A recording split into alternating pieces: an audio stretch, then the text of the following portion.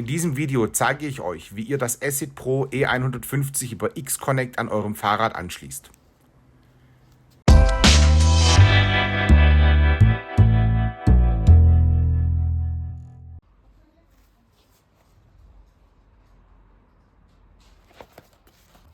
Im Lieferumfang des Pro E150 sind das Licht selbst, Unterlegscheiben, Schrauben, der Halter und der Reflektor.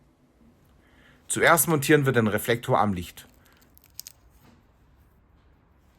Steckt den Reflektor auf, setzt die Schraube ein und zieht sie fest.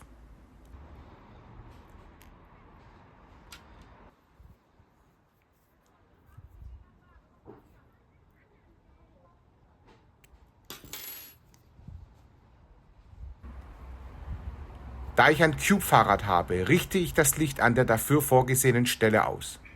Dazu löse ich zunächst die Schraube des Halters, um ihn etwas zu öffnen, sodass ich die Halterung gut am Lenker befestigen kann. Sobald die Halterung eingerastet ist, ziehe ich die Schrauben wieder fest.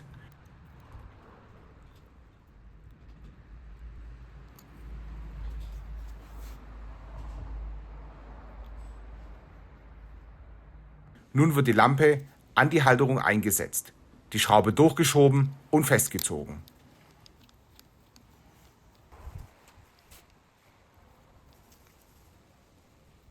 Stellt das Licht direkt korrekt ein.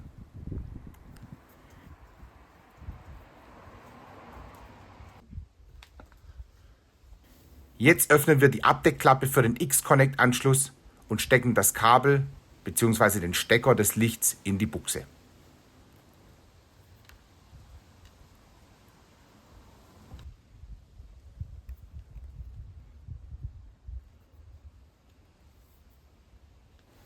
Damit ist alles angeschlossen und das Licht fertig installiert. Am Bedienelement halte ich die Taste Licht für etwa 2 Sekunden gedrückt. Auf dem Display erscheint Licht an und das Licht schaltet sich ein.